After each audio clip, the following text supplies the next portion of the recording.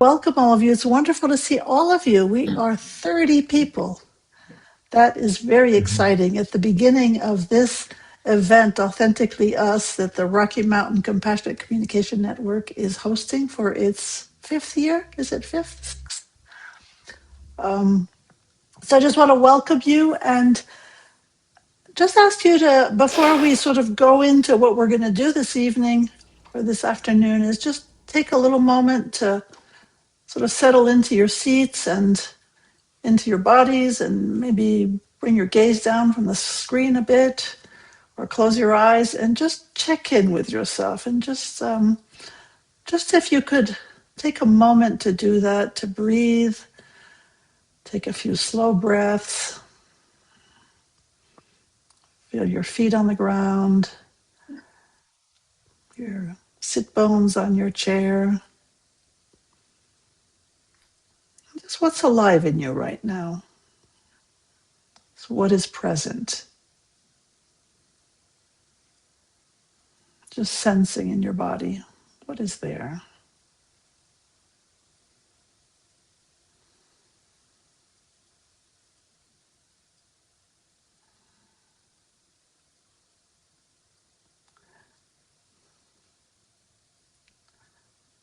And as you're breathing in and breathing out, just sort of arriving, whatever you are coming from, arriving in this moment in our community here. Just sense of what's alive and maybe what you're feeling right now.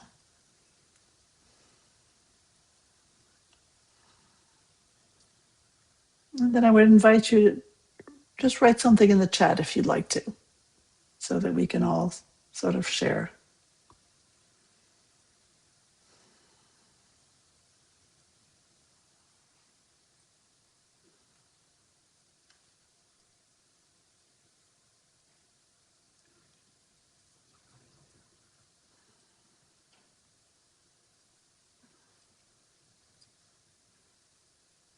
So relaxed and content, ashamed, grief, spacious, curious, grateful.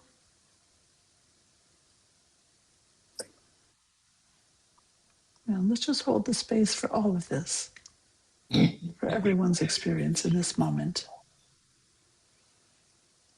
Warmth,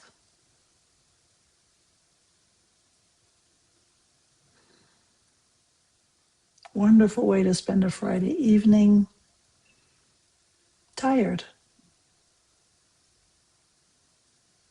curious, peaceful.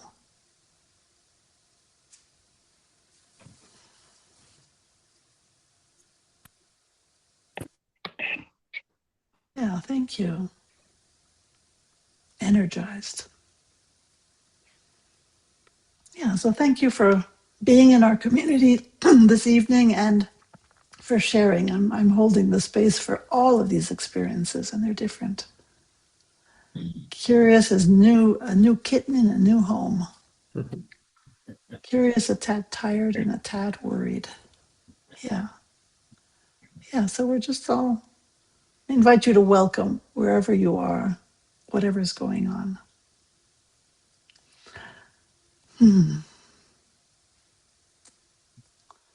At rest. So I'd like to give you a little overview of what our evening or afternoon is going to be. Trying to put aside a disturbance. Okay. So in a little bit, we're going to ask David Steele to speak a little bit about our organization, Rocky Mountain Compassionate Communication Network, and our yearly event, Authentically Us, and maybe speak about a few logistics if there are. I'm giving you 10 minutes, David, to do that. Got it. And then David Schindel, who is my co-facilitator here. David, can you raise your hand? There you go. Hello. Oh, Alex, I like your look. Oh, I can't watch accident. Oh, well, it was very cute accident. And then we're going to introduce you to some very special guests that we have this evening. And then we're going to let things unfold with them. And then at the end of our time together, we'll have a closing. So, David Steele, would you like to take the baton? Where is David Steele? Here he is. Yes, give me talk for another 90 seconds. Okay, I'll talk for another. Well, it's very lovely to see many of you here, and I realize that I know just about everybody, but not quite. And so I'm excited to see people that I don't know. And we have a lovely community here in Colorado and the Front Range. And I know that David is very inspired to tell you everything about us in a short time. I could Okay, read that little David. quote if you like. Oh, yeah, read the quote, David. Go ahead, read the quote. We Are wanted you to put ready, a David quote. Steele? Read the quote, and I'll be Read the ready. quote. Okay. So this is just something that kind of speaks to this weekend of Authentically Us. It comes from Howard Thurman, who said, "Don't ask what the world needs. Ask what makes you come alive and go do it. Because what the world needs is more people who have come alive." Thank you, David. And for those who don't know who Howard Thurman is, I just want to mention, because this sounds like maybe something that an NVC person could have said, right? um, he was born in 1899 and passed away in 1981. He's an American philosopher, a minister, a theologian, a Christian mystic, a civil rights activist, and he was a mentor to Martin Luther King Jr. Right. Okay, David Steele. Yeah, that's a great segue. So, and the theme this year, as an organization, the Rocky Mountain Compassionate Communication Network, which started in really 2009 in a person's kitchen. I wasn't there in the kitchen. I've just heard it mentioned. And then 6 months later, we had our first official meeting in January 2010 and sprang into being. And, we have often talked about organic unfolding, which is the theme for this year, how things grow. And as they grow, they just adapt and move in the direction of life. And so that's what our theme is this time is planting compassionate seeds supporting life. And we have a passion for spreading the consciousness that allows people to interact in a way where they see one another and are moved to support one another. Rather than act with their own imaginations about who they think the other person is. And so the thing about supporting life is you start with a seed and the seed grows. And we've all heard about Martin Luther King and the civil rights movement. When Rosa Parks sat on that bus and it started the Montgomery boycott, that was the tip of an iceberg, because throughout Black churches in the South, people had been meeting, they'd been in community, they had created phone trees. And so for the boycott to work, this network went to work and did ride pooling to get people to work and not ride the bus. And without all of that growth that happened and all that community connection that had happened beneath the surface, the boycott would have failed. And so I have great reverence, is the word really, for the people who come before me and the effort they've put in, and me as a beneficiary of that effort, and then how we pay it forward. I love that phrase, didn't exist when I was young, and contribute to life beyond ourselves. And so I just want to say, I'm about to pass the baton to you, David. I just want to say that part of what's really special to me is that nonviolent communication wouldn't be a worldwide movement if it wasn't for the dedication of a few people who maybe even met around a kitchen table at one point. Yeah. and decided we're going to do something to change, to contribute to the world. And they stuck with it. And it has grown and bloomed over its 50-some year history. And I think the roots are really important because they sustain and support us. I will just, the last thing I say is since the pandemic and the onslaught of social media, a lot of what our focus has shifted from is not just doing trainings, but really spreading the word, getting it out there on social media, exposing people to alternative ways of thinking that are compassionate and compelling. And that's part of the work now, is just being part of the dialogue. It's not just giving trainings. And so we do a lot of that these days. And so, man, I am just so honored to have the guests that David is about to introduce. And I'm just honored that you guys noticed us and said yes. It's just really gratifying to me. And so thank you all so much for being here. So my final thought, if people didn't show up, I'd have nothing to do. So thank everybody for showing up. And take it away, Mr. Schindel. So, oh, yeah, it just gives me so much a great pleasure here to introduce our four guests who are the NVC first generation trainers, people that we learned from back in the day. And I still have fond memories of listening to Sylvia Haskvitz cassette tapes um, back in early 2000s, and I would listen to her and I'd listen to it again and again and again, and just would be mesmerized by this new way of communicating. And it was so clear and made so much sense and connected me. And so I'm just very gratified to be here, kind of connecting back to the roots. And this was Paul Johnson's idea to have inspiration, to have you come. And really the way I see it is it's just widening our circle of support. Because in these times that can be really difficult, we can make requests and not do this alone and be together in this. And so I'm just really thrilled to welcome Leon and Sylvia, Alex, and Allan to be with us today. And I will pass it over to you. Thank you. Wow. What an introduction. I'm really honored and thrilled because part of the reason we started First Generation NBCers is because we wanted to be a resource for people. We really wanted to, and we've been meeting every week, and Allan could tell you for how many times, because I don't think we've missed a Thursday, and that's very important to him. Be it, it's like the mail carriers, be it Christmas or snow or rain or shine or dental appointments. Somebody always shows up. So we also do quarterly gatherings, which we'll do May 6th, so we can tell you a little bit about that later as well. But it's been really an honor to have played with Marshall. And so I'll just give you a little bit about me, and then I'm happy to pass the baton just to introduce myself.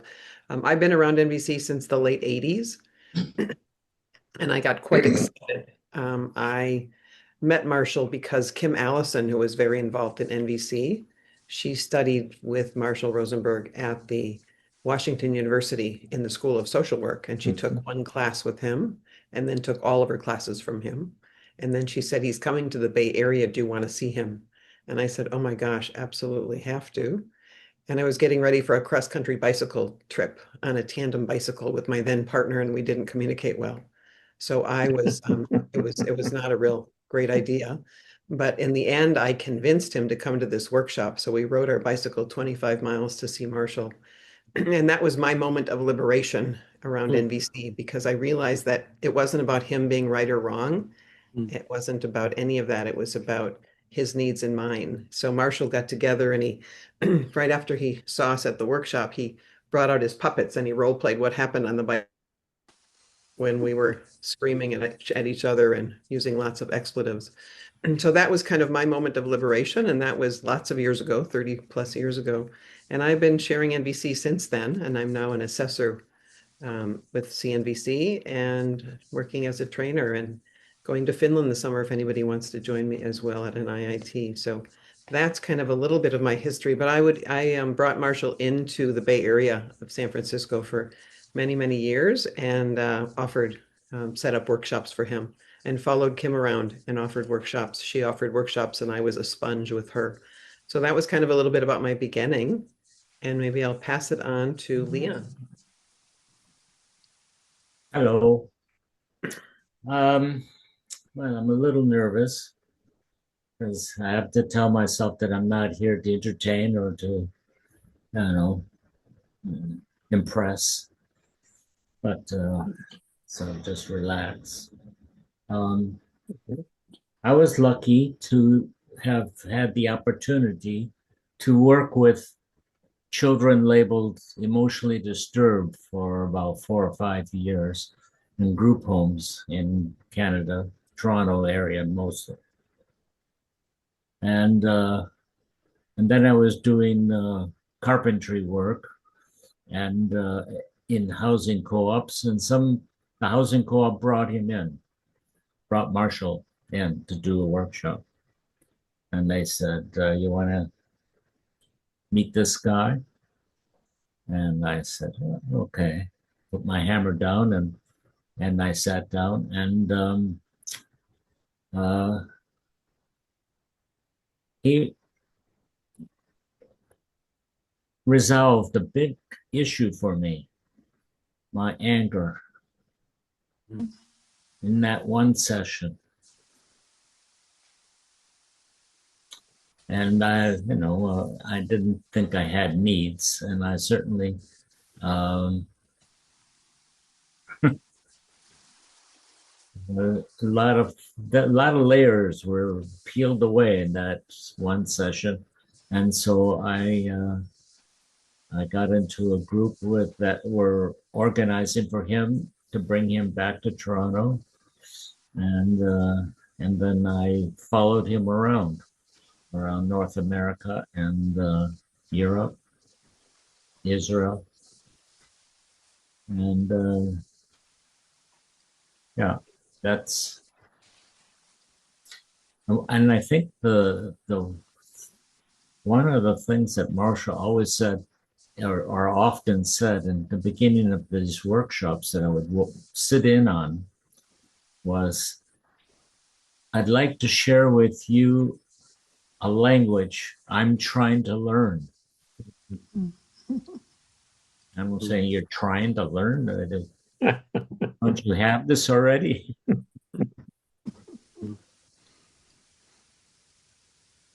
Fair enough. I pass this on to Allan. Yeah. When you say, as usual, I'm a moving target. When you say language I'm trying to learn, I'm remembering Marshall saying, I'm bilingual. I can speak jackal and I can speak giraffe fluently. And I'd like to see a show of hands of how many people here are familiar with. I don't know how many of you, a lot of you, are familiar with, NVC and know the so-called model, the steps in it. If you raise your hands, if that applies to you, or more important, is anyone that what I said doesn't make any sense? Okay, good. All right.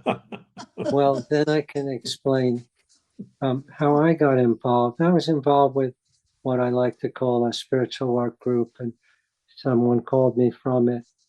This was in the early 80s, saying, this guy Marshall Rosenberg is coming to town and doing some workshop about communication, and I think you could benefit from it.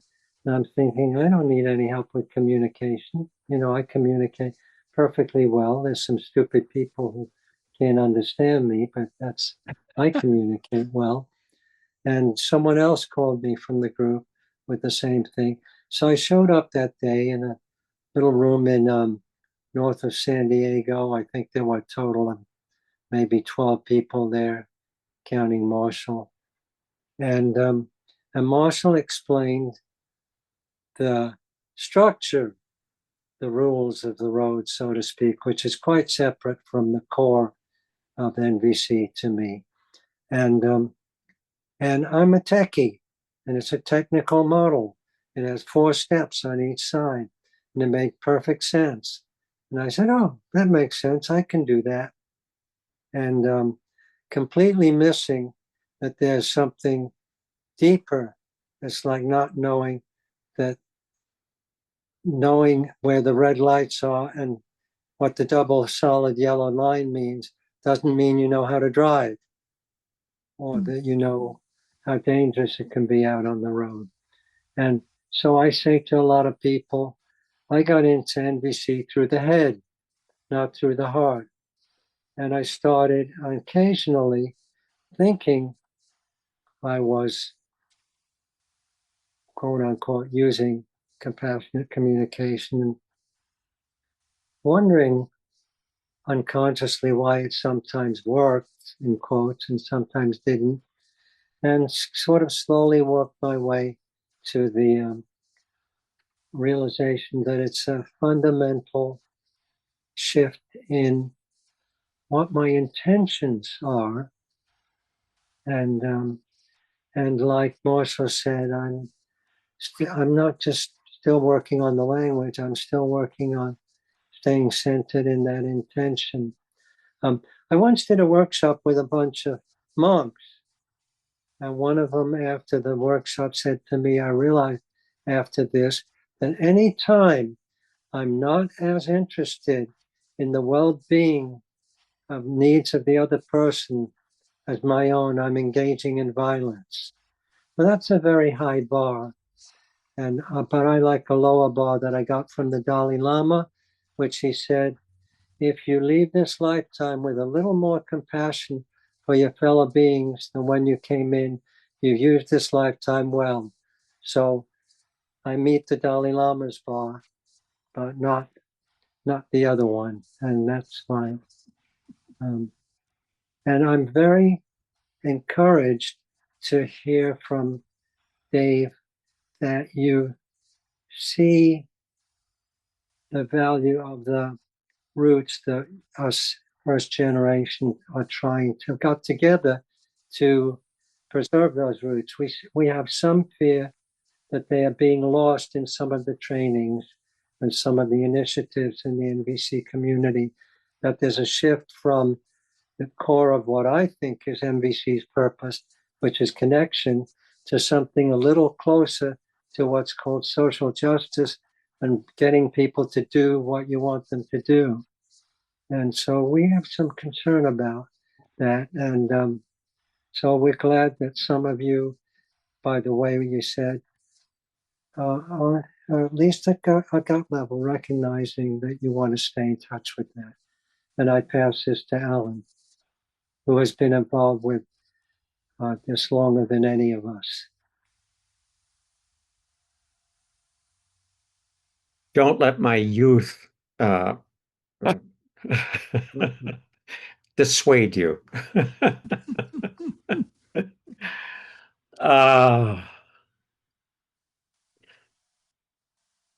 I was in a group in 1971, a therapy group, and 2 days. In the beginning, the therapist asked each person to go around and introduce ourselves and say why we were there. So this first person started. It was a woman. I'd never met her before. She started and said what she said and then went to the next person. There were about 10 of us in the group. I was next to last. And every time someone said something, 100% of the time as we went around the group, the first person, this woman, would comment afterwards. And she would say something that I heard as very judgmental after somebody had just said why they were there. So she would say something like, well, I don't see why that's a big deal. After all, if you were just, or something like that. And I got angrier and angrier as this went on. And when it came around to me, I had no idea what to say. Because I realized that I didn't want to, that if I opened my mouth and said something, it would be a judgment of her, just as I saw her as judging everyone else. So I was almost speechless. How do I not do to her what I saw her doing? And that, it sent me in two directions. And I won't tell you I may tell you a little bit later the other direction. It sent me in two directions because I was also in the group where someone, the leader of the group, when I muttered a few words, and I just did really mutter a few words that were very almost unintelligible for me, and I was bent over. And when I muttered those few words, he empathized with me and he got it. And I sat upright, slowly sat upright. He got what I was saying. And so I said a little bit more. And then he got that. And I said a little bit more, and he got that. And at the end of the workshop, I said to my friend who was there with me, "What did he do to me?" And I found out that what he did was empathic listening. And that person was Eugene Genlin. So that's one direction it sent me with. I subsequently went to him and I said, "Would you teach me what you just did?" He did. But it sent me in another direction of who knows how I can say, how I could speak to that woman without being judgmental of her. How could I express the pain, the anger, whatever it was that I was experiencing without doing it to her? And that's how I got to Marshall. It took me a little while to find him, but I did. And then I want to say that too. In my first workshop with him, which was in March of 1973, so that's where that's 56 years ago, 53 years ago. Then I took something that I was angry with another person and had a judgment about that person. And Marshall showed me a way how to transform that. So that, as Sylvia was talking about with freedom, I felt free of that judgment. You know how, in my view, every judgment I have of a person is imprisoning. Like when I have a judgment, I mean, I wonder if that's not true for you. That's all. It captures me. I'm within the bounds of that judgment. I don't have anything else to do except be angry at the person or call them a this or think of them as this. My wife is rude or she's inconsiderate or she's, and then that stays with me and it lives with me. And that's all that I can think. So he showed me a way to get free of that. So as opposed to Alex, I got it from the heart. I didn't necessarily get it conceptually, but I knew that something was radically different about this. So that's my introduction to you.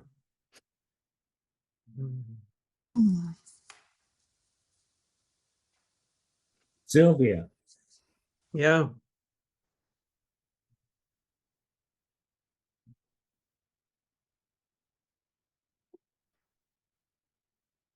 Leanne, are you wanting something in particular? Well, I was actually, but now I'm going to take it back. Okay. Yeah. He gives and he takes away. All in the same breath. The Lord giveth and the Lord taketh away. So I want to share just a little bit what I remember, and some of you probably remember the story from reading it in a book or something, but what I loved about what Marshall said when he studied with Carl Rogers, they were in a classroom together and everybody's looking at the board waiting for the teacher to come in. And somebody in the back says, "Well, what do you want to know?" and that was Carl Rogers, and it was his class. And that's what I always remembered from Marshall, is that like today we seem to do a lot of exercises in NBC. But in the past, and when I learned from Marshall, there wasn't exercises. There was just living NBC. So I love your title of Authentically Us and kind of that organic unfolding. Because to me, it's how do we live NBC in the moment? Because so often we do exercises, and then how do we apply that to life? Where does that come in if it's not like right here, right now? And I know one of the things that you guys were thinking about is, this world is, as most of us, I think, would agree, pretty troublesome at the moment. And what can we do? How can we do something? And so for me, NBC is one anecdote that I see, antidote that I can do something to maybe support people to respond a bit differently. I'm not able to stop the wars, but maybe I'm able to stop people's, or at least support people to transform their inner wars, or the mourning that they might have inside themselves over the helplessness and hopelessness of what's going on. So I guess my question to you is, what would you like to know from us? Is there anything in particular that had you stirred by either what we said or anything you came in with? Yeah, I second that. I can speak up. People who know me know that I tend to jump in and talk. I try not to, but I'm just really inspired by the stories right now. And I think a question that's alive for me, Sylvia, I'm really glad it was Paul Johnson who came up with the name Authentically Us. And boy, it just really hit me. Is how do you find the resource to persevere? Mm. And be steadfast even if you're in the midst of a difficult situation. Yeah, I like the question. For me, it's that giraffe juice I get from doing things like this that kind of fill me up, kind of support me in living a bit more in the world that I want to live in. So I just got back from 2 intensive trainings, one 9-day and one 5-day. And that really nourishes my soul. So that really helps me to go further.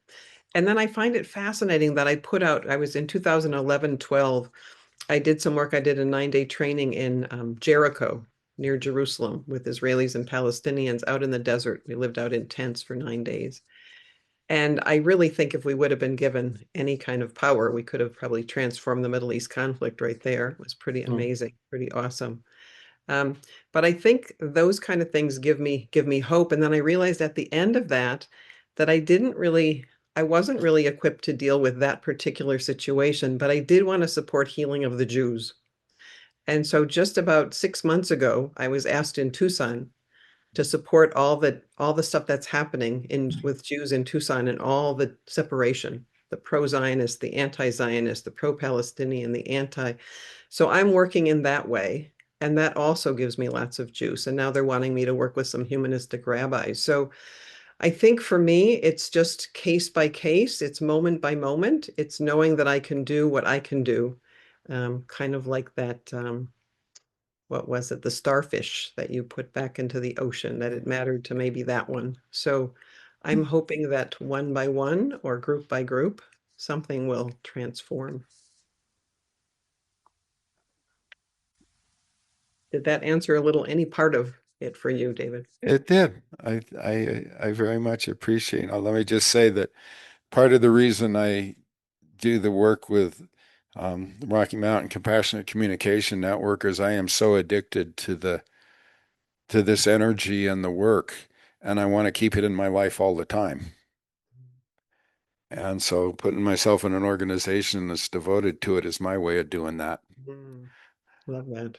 Yeah, and you guys have grown a lot, because I've kind of watched over the years what's happened in the Colorado network, and watched different beginnings happen, and kind of watching this. It's really thrills me to see what you guys have done. I noticed that you used to always open our emails that I send out every month. I don't know if you still do, but I was really touched by that. Yeah, thank you. Anybody else want to respond to David's question? And I also saw that Paul had a question too. Yeah. When we were invited to this, Jacqueline and David, and now the other Davids, one of the suggestions they made was the one that Sylvia latched on to address the question of what, if anything, does NVC, as we know it, offer to address the shit going on in the world? That's a paraphrase, not a quote. And I want to know if anyone would object to me giving my take on that. Okay, I'll run with that. I think of two things. There's a quote, I'll paraphrase a very short version of it from, what's the name of the guy who wrote the People's History of the United States? Howard Zinn. Howard Zinn, yeah. He has a quote that I love that I'm going to condense, that's saying, it's not foolish to be hopeful in bad times. That, after all, humanity has behaved horribly, but also magnificently. And he says the future is a composite of a lot of tiny decisions. So anything you can do now in the direction to get this world spinning off in a direction you like is a marvelous victory in itself.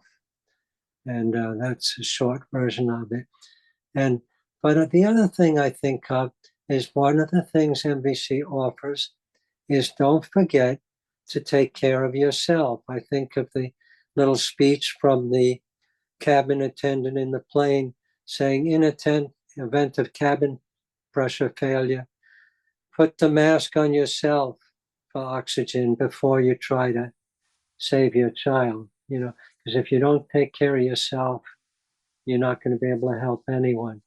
And that's sort of a paradox, because I also thoroughly believe that the most nurturing thing I can experience I have for myself is authentically and voluntarily following my impulse to raise others.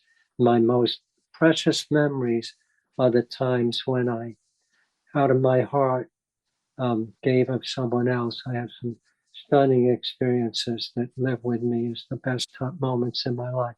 So yes, I don't know how you balance those. Take care of yourself.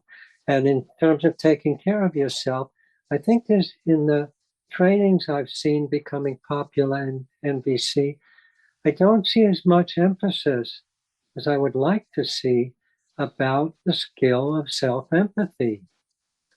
Not only that, of the thing that Marshall calls, that I think has to precede self-empathy, which I label venting, and he called watching the jackal show.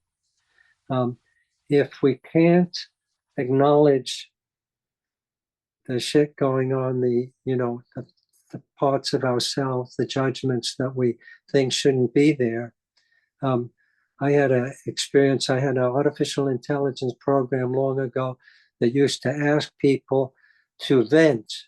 They had a conflict with someone, and it would encourage them to make judgments of the other person.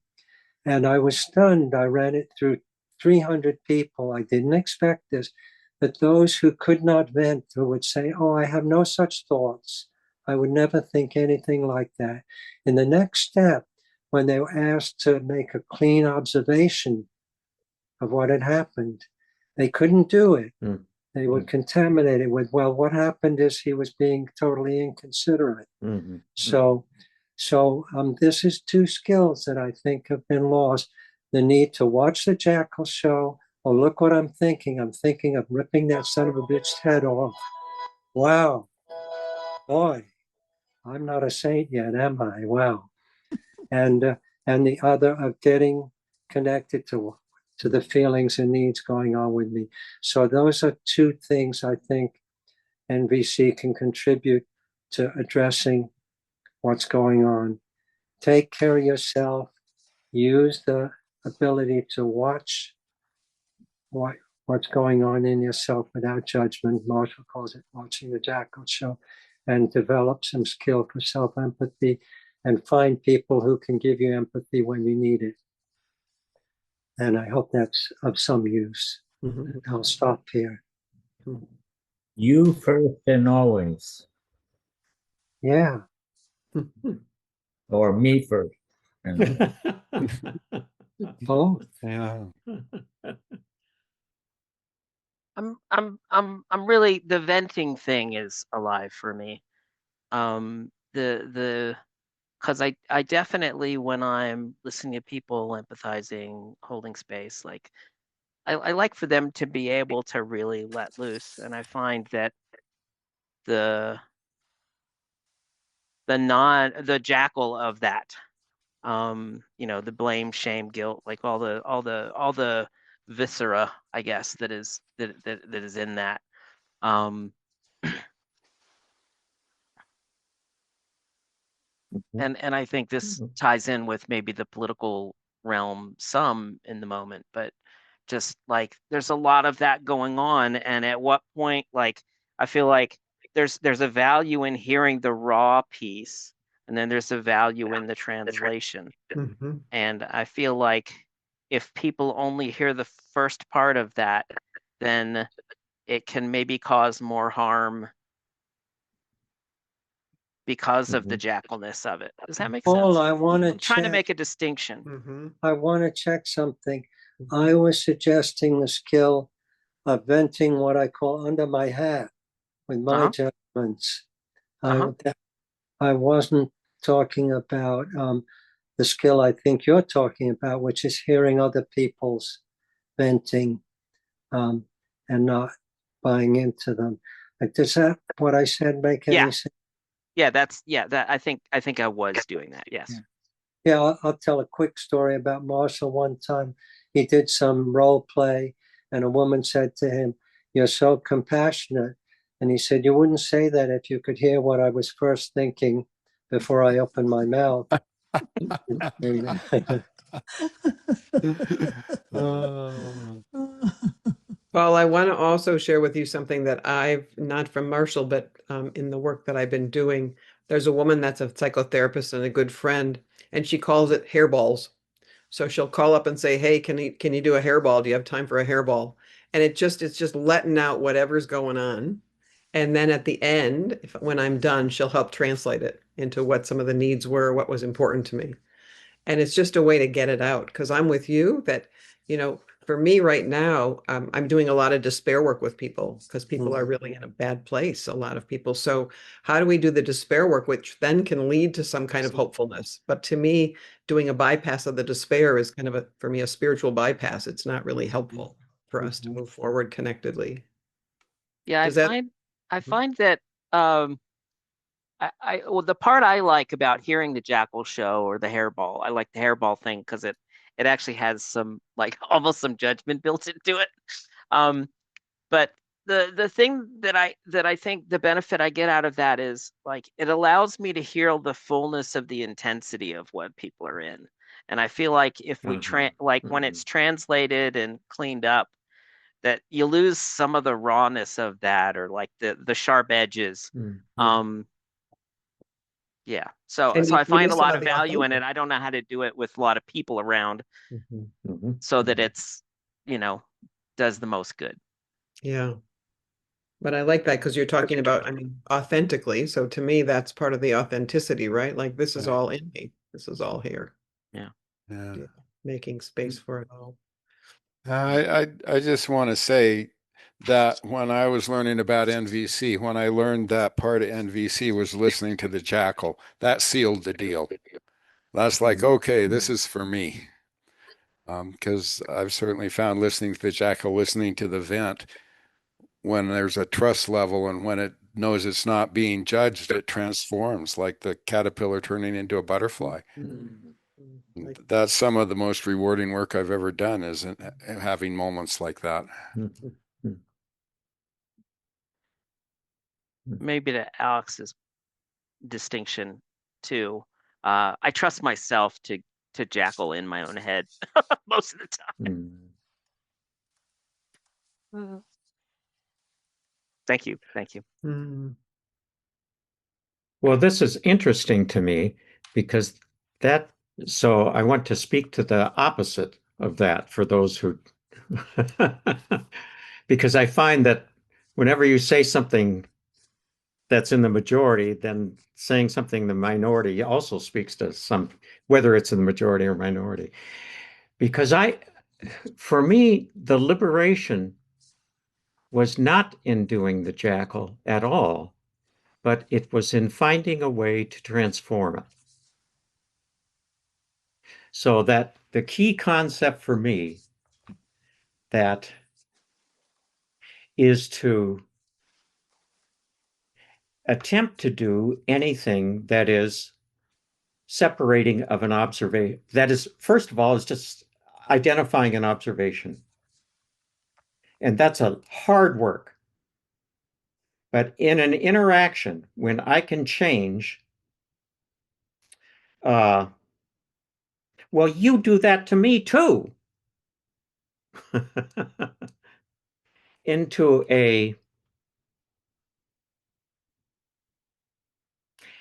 part of NVC, if I can do any one of the four things, I'm feeling really tense and angry when I hear that. There's a shift right away. There's a shift within me, but then there's a shift within our interaction. So I want to point to that because that's my experience with it. I don't find it useful if I'm in a live interaction to ever stay in the name calling and I'm not saying that you all do, but that's what was occurring for me, is to stay in that. When I'm in that, then nothing changes at all. But just to repeat myself, if I can, as soon as I can say something that is self-disclosing, there is instantaneously a difference in the quality of what's going on between us. Sure. Do you have a metaphor that like puts that up? Like I'm picturing a dirty or even a hoarder house like being cleaned. Like is there some way of do you have some way you identify that transformation or you image that? Not as an image. And for me, this is what has been so transformative for me and relatively new, a conceptual understanding that I have only come to in the last year or so, is recognition, is giving recognition to this thing that I just said, that becoming aware of and giving recognition to that. As soon as I do any aspect of it, instantly there's a different quality. Mm-hmm. I can feel it just right away. Now I can get out of it right away by going back to the to the judgment or to the name calling or something like that. But mostly I don't. I just say one aspect of it. I have the hardest time hearing what you just said. Or then I'm there. And that starts to propel, because then I can say more about what the hardest time is. And it's not about them. And so it's like the first step or the first level. I don't even want to say level or step. It's an entryway into something that builds, that grows, that proceeds. But you can feel it right away. And that's the thing that I don't think gets recognition. So anyhow, at least I was struggling with what you were saying about enjoying the Jackal Show, and I don't want to discourage that at all, but I do want to point to this other thing that, at least for me, is my experience. So, Allan, what it sounds like you're saying is what I often heard Marshall say: to get to the observation, what did the person say or do that stimulated pain or pleasure in you?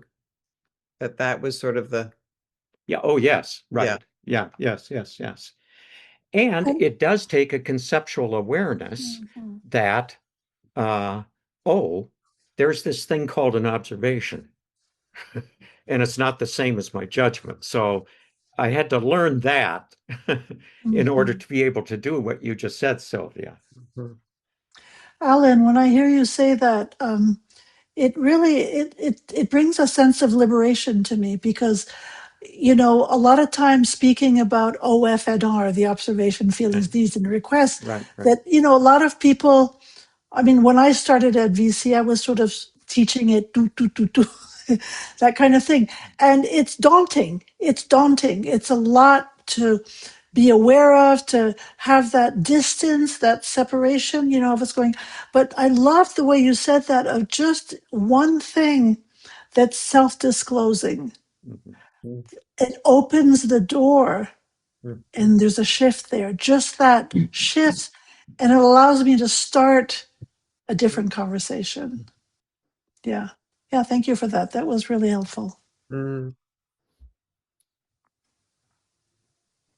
me, as soon as I become aware that I'm not having a good time, when I can be conscious, then I'm aware that I need self-empathy.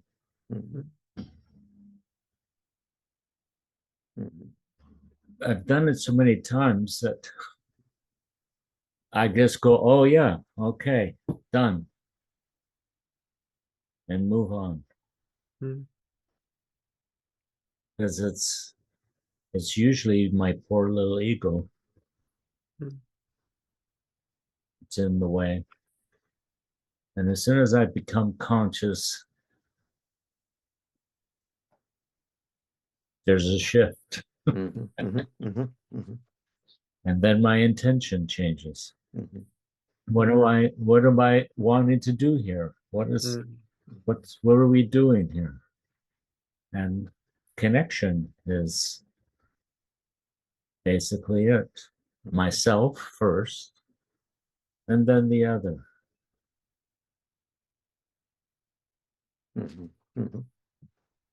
So I'm really enjoying this discussion. I have another question, because I kind of got out there and said when I heard about listening to the jackal, because what I mean by that is connecting with the energy that feeds the jackal, so that it's seen, so that it's visible.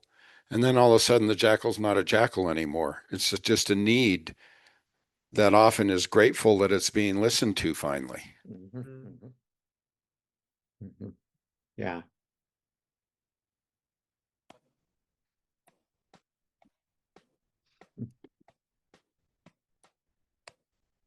It feels like it's it's a life journey, right? It's not something that you learn and you've got. It's a real life unfolding, like we spoke about the unfolding. And what I find is that it's in the small things, in the daily small things, that I can actually pause every once in a while, like you were saying, Leon, pause and say, ooh, there's something there. And maybe I do it once a day. To learn how to get out of the groove of the habitual and to sense what's going on and give myself that care, that kindness, that self-empathy, or look for it elsewhere. But and that's important to me, because otherwise it's almost too big.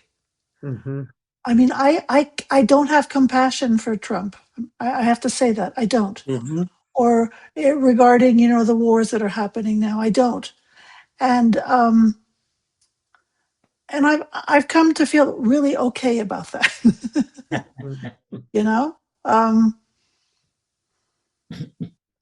And often I think of that.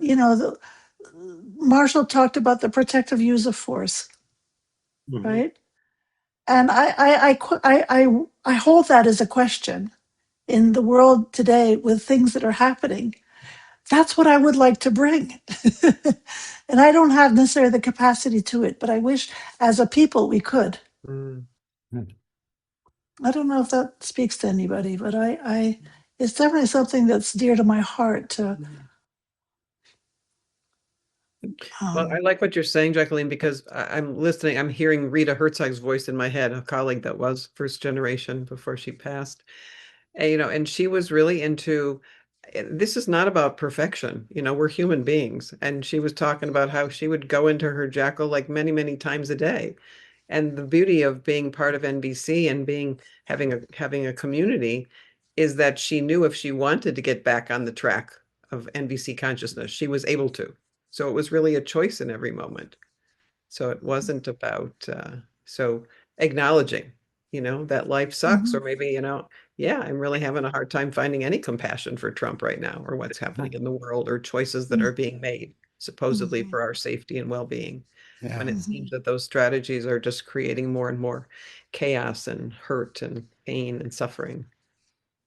Yeah. You complete? I have another point. This aspect of connection. The thing that tipped me over into working with Marshall's work is the spiritual basis. And I actually heard him say more than once, maybe, but all healing comes from divine energy. And I often tell my team when we begin our classes, we can't make stuff happen for people. We do, however, have skills to create a milieu where they might find a heart connection to beloved divine energy. And that, to me, that's what really makes the difference. And that's what helps me shift, staying heart connected. Recently, someone was yelling at me. I was in a rage. And I'd done a meditation in the morning, which was very helpful. But wow, I'm hearing the pain. I'm hearing the needs. I'm hearing what's going on with this person from my heart, from my connection to divine energy. So, Yeah.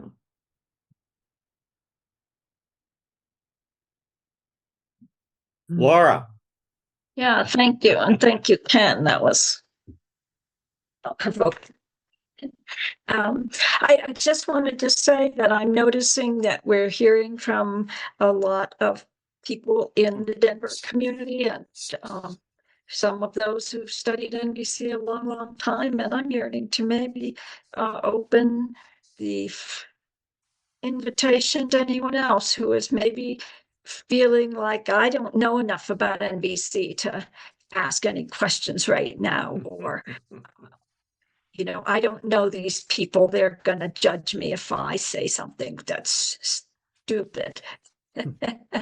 And so just wanted to put that out there that we're all here with open hearts and our giraffe ears on. So anyone who hasn't spoken up yet, who would like to, it's a really special opportunity to speak to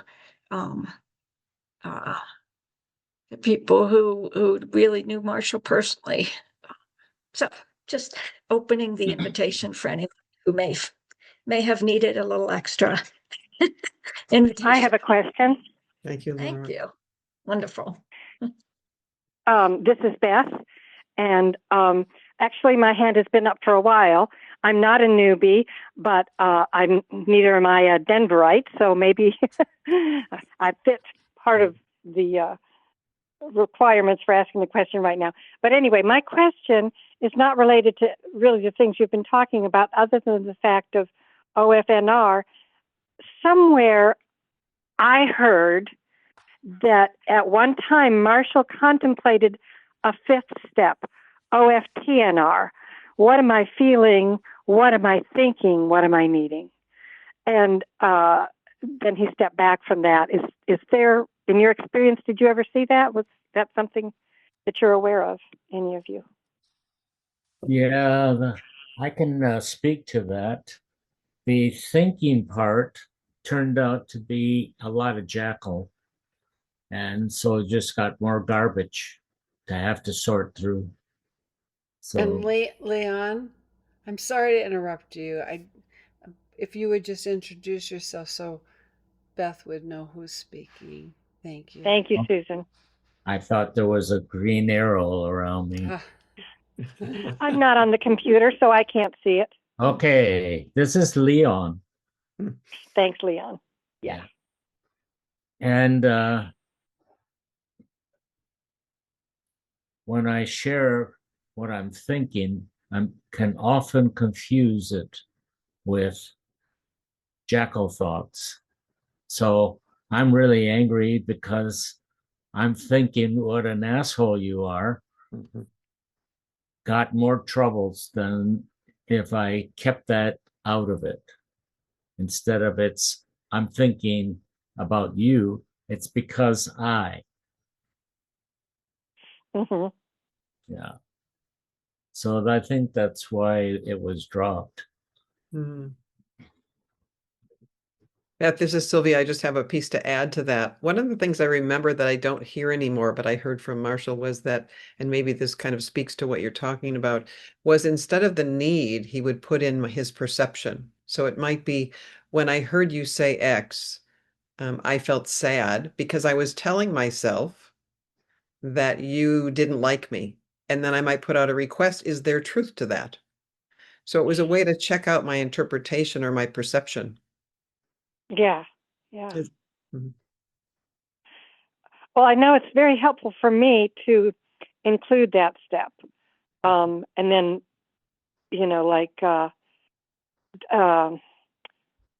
I heard you say that, I felt X. And I noticed I was thinking Y. And I'm realizing that I have a need for Z. And so somehow knowing what I'm thinking gives me information, helps me sort through and get sort of like the jackal. And I think I liked what David said. It's the energy of the jackal. When I hear a jackal, I get so happy because they are messengers, and it's like, okay, you are here to tell me something. What? And always the jackal is about some need that's really important. And so I say, okay, so what need are you trying to draw my attention to here? And so, but yeah, that thinking, knowing what I'm thinking, a lot of times helps me get clarity around why I'm feeling what I'm feeling and what needs I'm not attending to. Or maybe if it's something I am attending to, it's a met need or whatever we want to call that. So sounds like it could be an inner process for you, Beth. Am I getting that too? Yes. Well, it's all an inner process for me, but yeah. Yeah. This is Leon speaking. We have a thing called Under My Hat, which is those thoughts, and that might speak to what you're saying, but I don't express it out loud. It's an internal dialogue. Yeah. So I want to come in here too, if I can. This is Allan, Beth. Yeah. Thanks, Allan. I traced through all of Marshall's writings, everything that he posted and published, and also my early worksheets, how the third step of the model developed or changed. So that the third step of it was, and then he didn't want to call it a model. The third step of the process, because he changed that word too, it was not needs. So and needs didn't come into the vocabulary until about 1989 or so. So that there were all of us here, the four of us, know NVC before the concept of needs. So Marshall went through, and I just copied out of all of his publications what he said as the third step.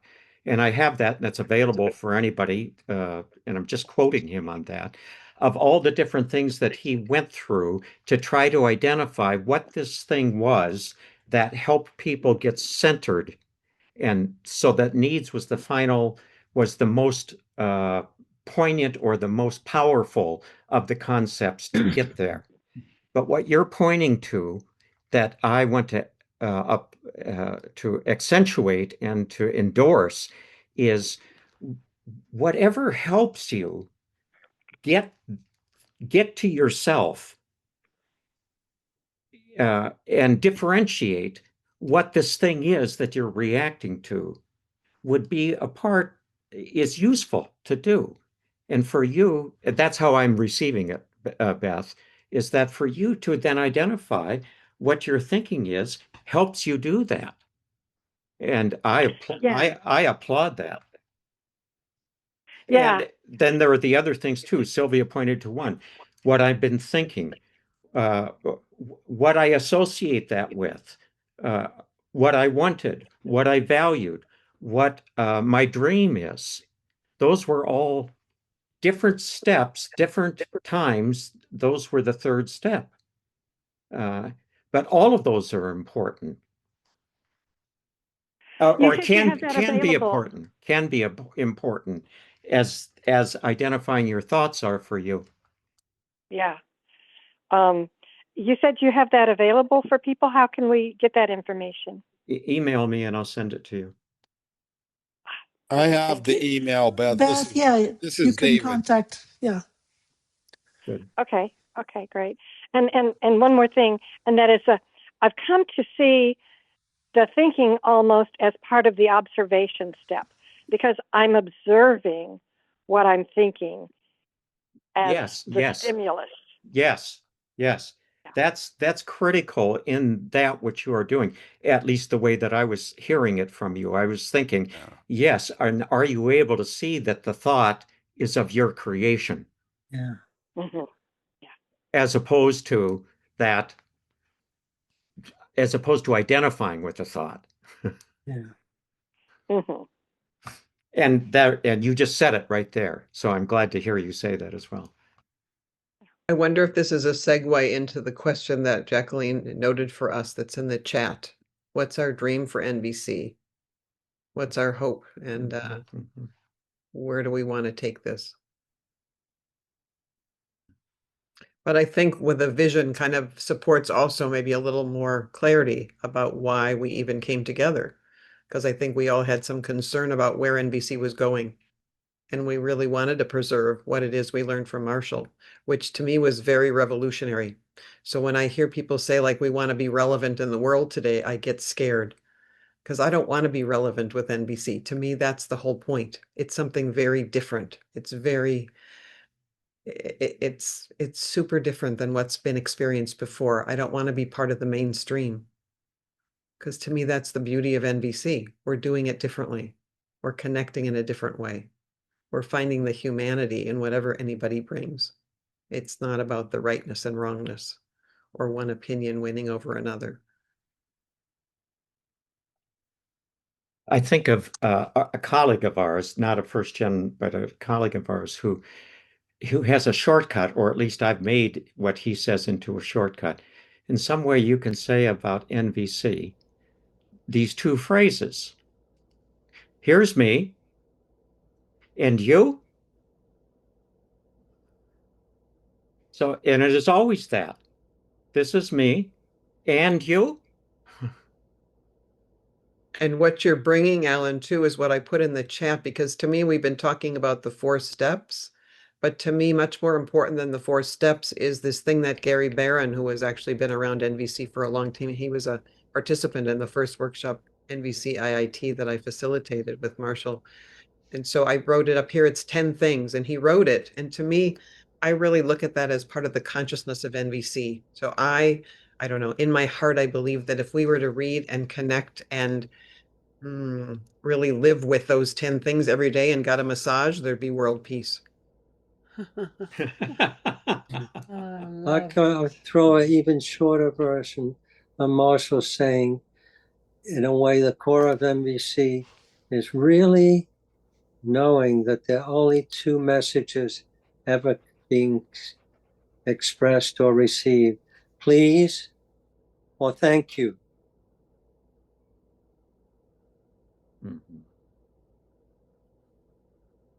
Jacqueline, I know you wanted to do some kind of a checkout, so I'm wondering if Yeah. So, well, I'd like to just express I'm speaking just for all of us at RMCCN, but and my appreciation for your presence, all of you that came, and the questions and the real questions that came up. And I've been watching the screen, and it goes on 2 pages, so I go flip back and forth. And I'm just seeing that Pranav. I just want to say I see you are from India. Are you calling from India? Yes. Yes, and so I just want to acknowledge that it's in the middle of the night for you. It's very early morning, yes. Oh, very early in the morning. So I just really want to just honor the fact that you took the time to come and be with us. I'm very touched and Yes. have many dear people in India. So I just wanted to say that. Now, what I'd like to invite us to do is, and there might be some other people that are from far, far away, but I haven't seen that, is maybe just take a moment to sense inside of yourself maybe some gratitude you have for our time together, and or maybe a seed you're taking away that you would like to nurture.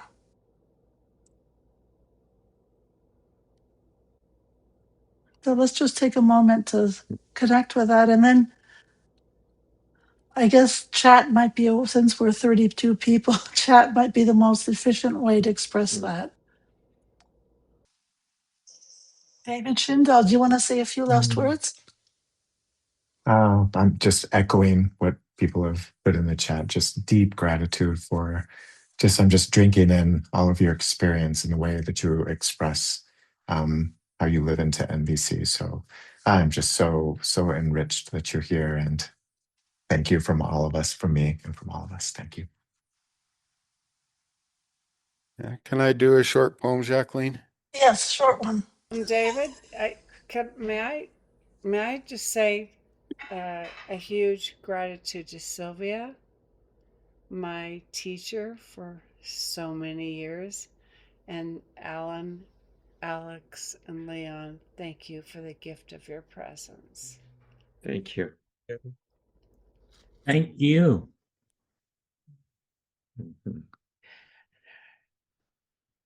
Thank you for your attention and willingness to listen to us. Yeah. Mm-hmm. Yeah. Mm-hmm. A great gift.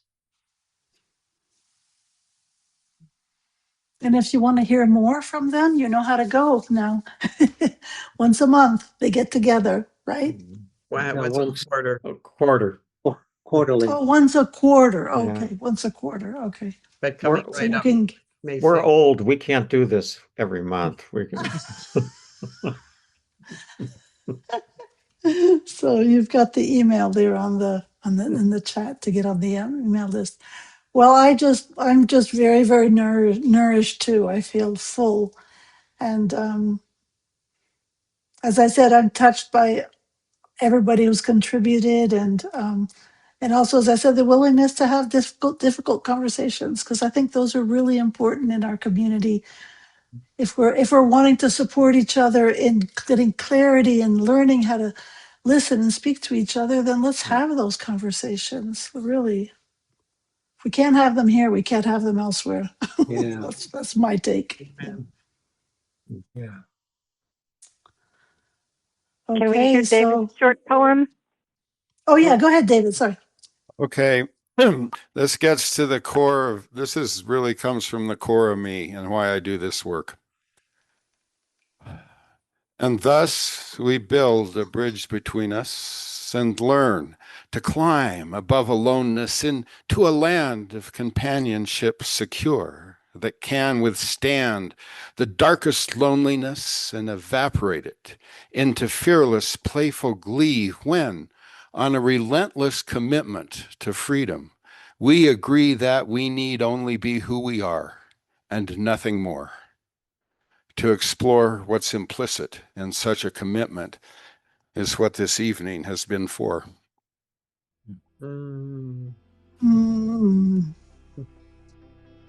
Wow. Thank you, David. That was just a perfect closing. Thank you.